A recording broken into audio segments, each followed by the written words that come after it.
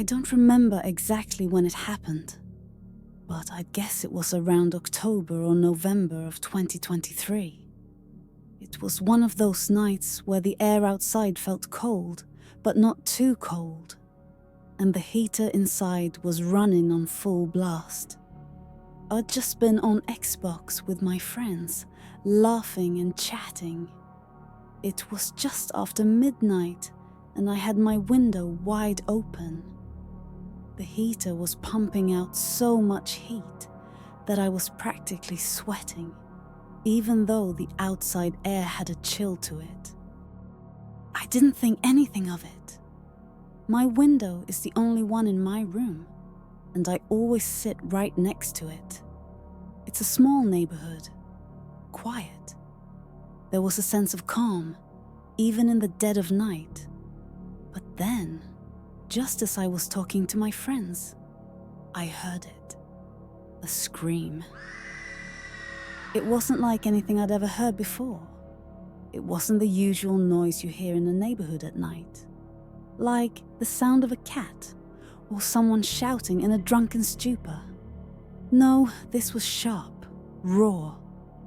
It felt like it came from the deepest, darkest part of someone's soul. A woman's scream, like she was in pain, real pain. I froze.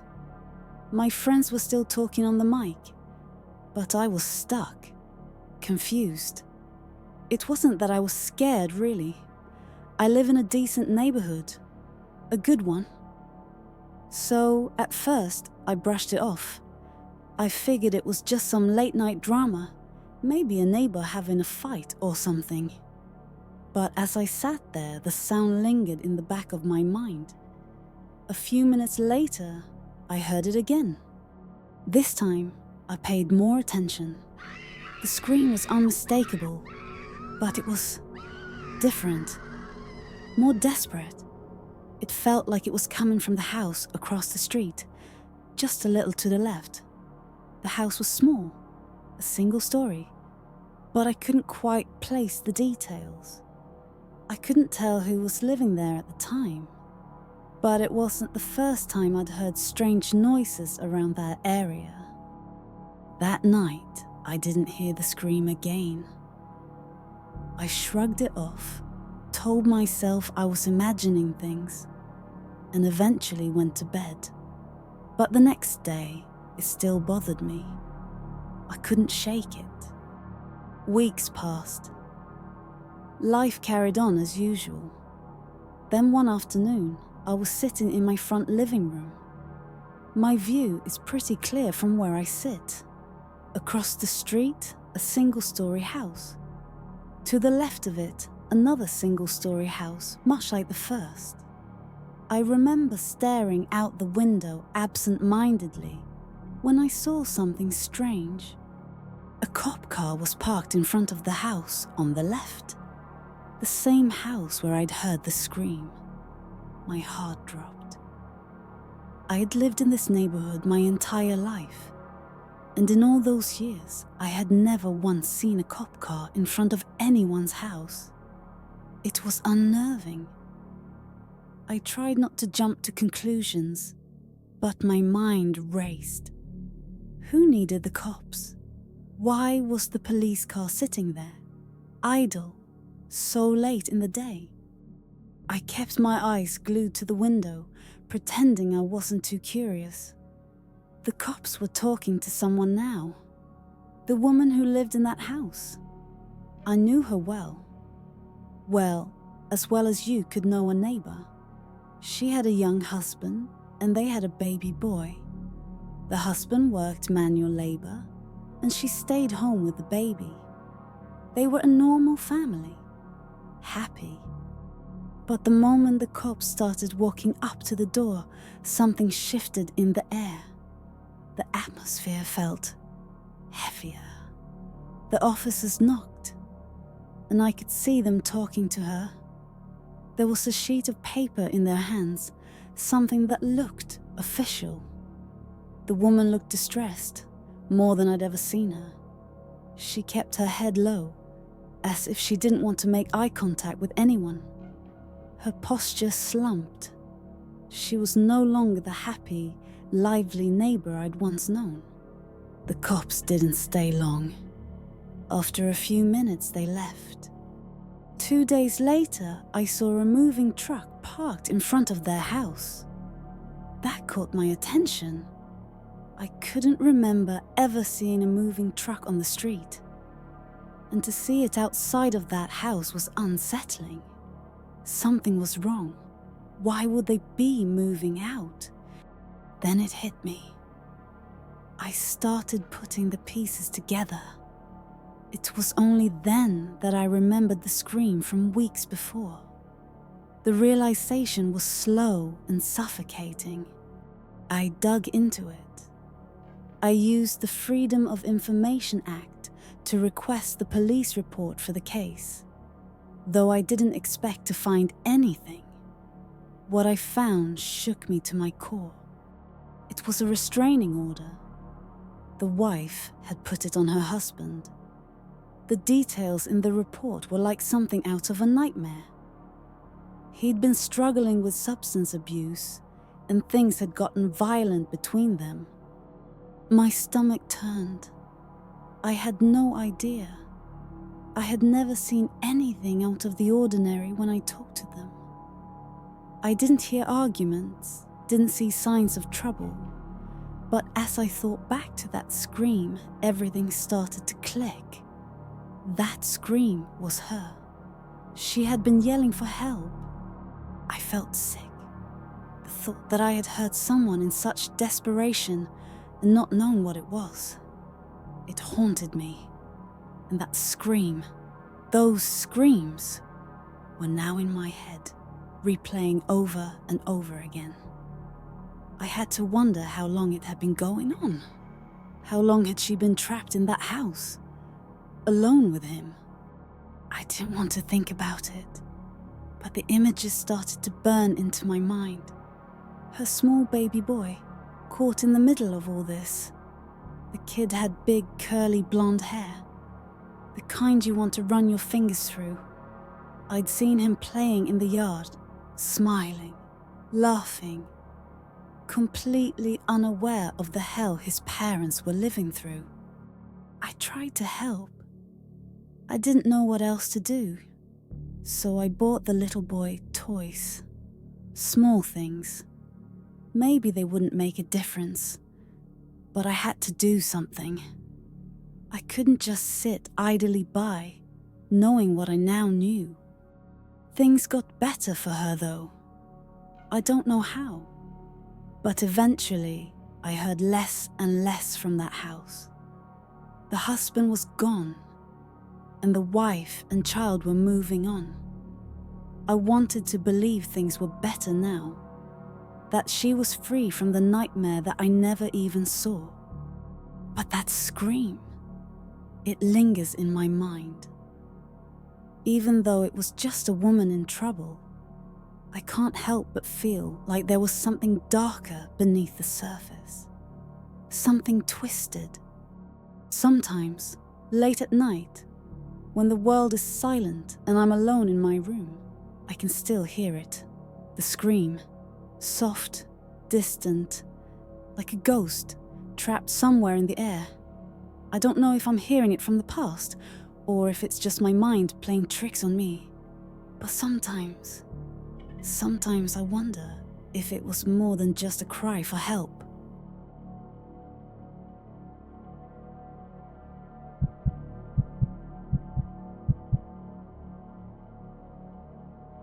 I moved to Florida from Pennsylvania about a month ago for a new job.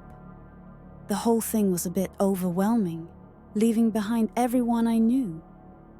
My family and friends were all up north, and here I was, all alone in a new state, in a quiet apartment complex on the outskirts of the city. It wasn't exactly what I'd imagined when I took the job, but I tried to make the best of it. Being alone here has had its moments, though. Florida is strange, and the solitude at night can feel a bit suffocating. I don't think I realized how isolated I'd be. and that's when I met Eddie. It was my second week in the apartment, and I was getting a bit stir-crazy. I hadn't really met many people yet, and the silence between the walls of the building was often broken only by the occasional screech of a passing car or the odd hum of the AC. Eddie lived next door. He was in his 70s, a quiet man but polite. I'd seen him a few times, mostly just nodding at me in the hallway or on his way to his car. There was something about him that felt off though. Maybe it was the way his eyes lingered just a second too long when we spoke. But I didn't think too much of it. Everyone has their quirks, right? Then one day, without warning, the water got turned off in the whole complex. The maintenance crew was doing repairs and hadn't given us any notice. I needed to know if Eddie's water was off too, so I knocked on his door. When he answered, he invited me in without hesitation. I hadn't seen him with any visitors before, so I figured maybe he was lonely. He seemed harmless enough, just another neighbor in his quiet old age. What harm could there be in talking for a bit? We ended up chatting for nearly half an hour. It wasn't anything memorable at first, just small talk, getting to know you stuff. But the longer we talked, the more I started to notice how odd he seemed. He didn't just talk about the usual stuff, weather, work, the neighborhood. He started telling me things that made my skin prickle. He mentioned once, almost in passing, how he often sat on his balcony, watching the neighbors. You know, he said, voice low, the girl across the way, the one with the bikini photos. He paused for a moment, staring at me with a look I couldn't quite place. If I had daughters, I'd be scared out of my mind. You know, knowing they might be doing that. He gave a little chuckle, then added, "You don't scare your dad like that, do you?" I didn't respond right away. The words just hung in the air, heavy and uncomfortable. I forced a smile, trying to brush it off. Maybe it was just an old man being old. He was probably just lonely, but still, something about the way he said it made me feel uneasy. It felt wrong. I excused myself a few minutes later, trying to shake off the feeling, but it lingered. A couple of days later, I was getting ready for work when I caught a glimpse of him standing in front of my window. At first, I thought maybe it was just a trick of the light, but no. He was standing there, looking straight at me, almost like he was waiting for me to notice. My heart skipped a beat, and I quickly turned away from the window, feeling that cold dread creep up my spine. The days went by, and I tried to push it out of my mind. Maybe it was nothing. Maybe I was just getting paranoid. But then one weekend, things got even stranger. My partner, Scott, came to visit for the weekend. We spent the day out at a flea market, having a nice time. When we got back, there was a note on my door from Eddie saying he'd picked up a package for me. Scott went to the bathroom and I went next door to grab it.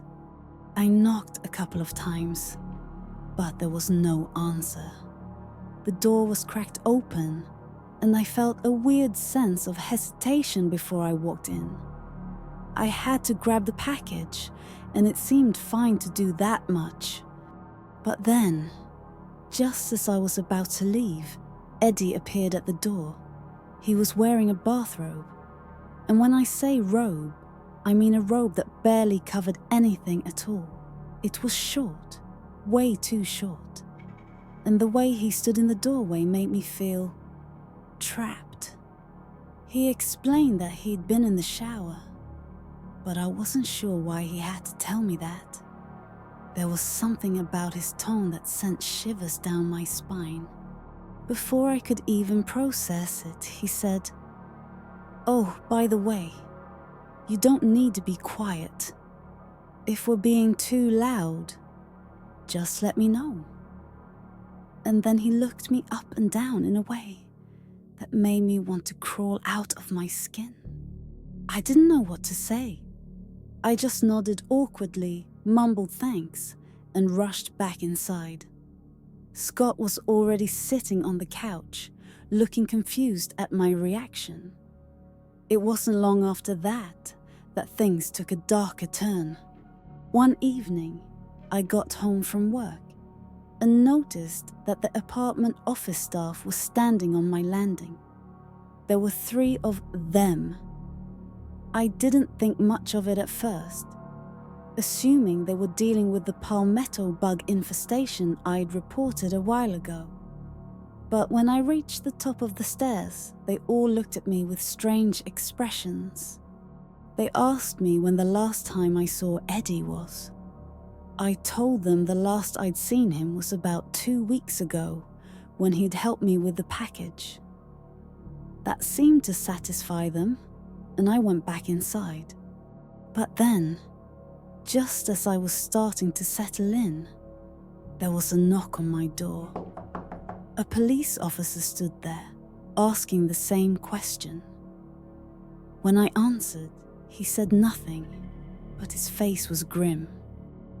I went back about my business, but a few minutes later, there was another knock. Another officer. This time, I asked what was going on. They mentioned something about Eddie, and that was when they told me the awful truth. Eddie was dead. He had died at least a week, maybe 2, before anyone found out. He had been so decomposed that his body had leaked through the ceiling and into the apartment below. The officer mentioned that they'd found him all melty. I had to stop myself from vomiting right then and there. No one had checked on him for weeks. I couldn't stop thinking about how I had seen him so recently. He'd been so quiet, so normal. And yet, no one thought to look in on him. Not even me. I couldn't shake the guilt, the feeling that maybe, just maybe, I could have done something. But how could I have known?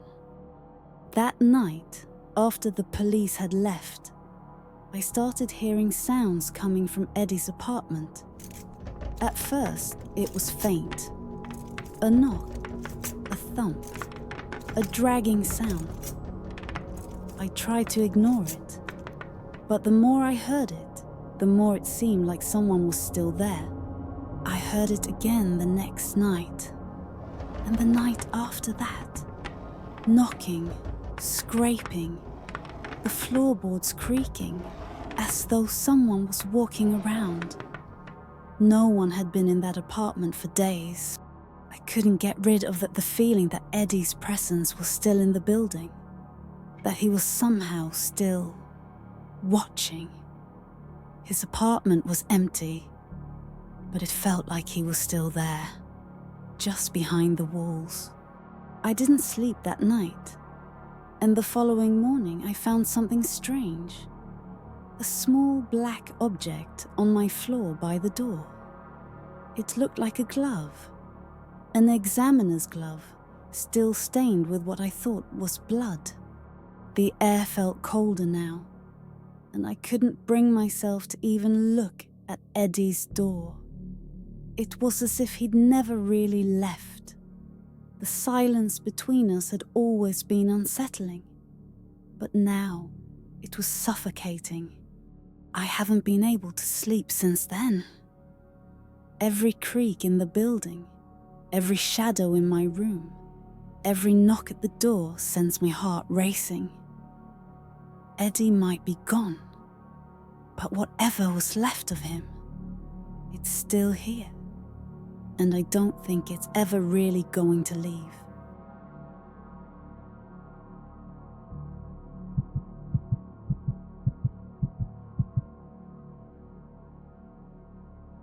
I live in an old apartment complex, the kind that's seen better days.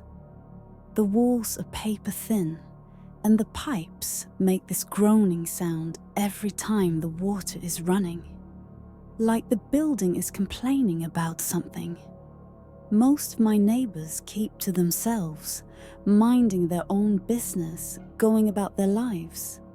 It's a kind of place where you don't talk much, unless you absolutely have to. And even then, it's brief. The only person in the building who stands out is a guy in 3B. He's in his mid-40s maybe. I don't know for sure, because I've never actually seen him up close. He's quiet. Too quiet. I've never heard him talk to anyone. He leaves his apartment early in the morning and comes back late at night, like clockwork. His face? Never really seen it. He always wears a hoodie. His head down, his eyes hidden. He doesn't fit in with the rest of us in this place. He's just off. But it's not just him that's odd. It's his basement. I can see it from my bedroom window, just a tiny sliver of the basement light that spills out of the small window beneath the stairs. The light's always on. Always. I've lived here for over a year, and that damn light has never turned off. It's a dim yellowish glow that flickers sometimes but never goes out. No matter what time of day, no matter what day of the week, the light's there. I've never seen anyone go in or out of the basement, not even him. I've wondered if he even lives alone down there. At first, I figured maybe he just forgot to turn it off. People do that, right? But as the weeks dragged on, it started to bug me. It's like the light was mocking me, reminding me that I didn't know what was going on down there. Maybe I was being paranoid. But then, last Friday, something happened. I woke up in the middle of the night. I wasn't sure why. Maybe it was the storm outside, or the strange hum of the building settling. It was 2 a.m., and that was when I saw it. The basement light was off. I can't explain how unsettling it was to see that darkness where the light had always been. My heart skipped a beat. It wasn't just that the light had turned off. It was the fact that it had turned off. For the first time in months, it was as if something had finally shifted, and I couldn't shake the feeling that whatever had changed, it was bad. I thought maybe it was just a malfunction, a power outage. But then I heard it, muffled, faint, but there. A scream. I froze. My eyes darted to the window, but I couldn't see anything through the darkness. The scream came again, sharper this time. A high-pitched wail that made the hairs on the back of my neck stand up. It wasn't like anything I'd ever heard before. It sounded desperate, raw, like someone who had no hope left. I almost called the police. But what could I say?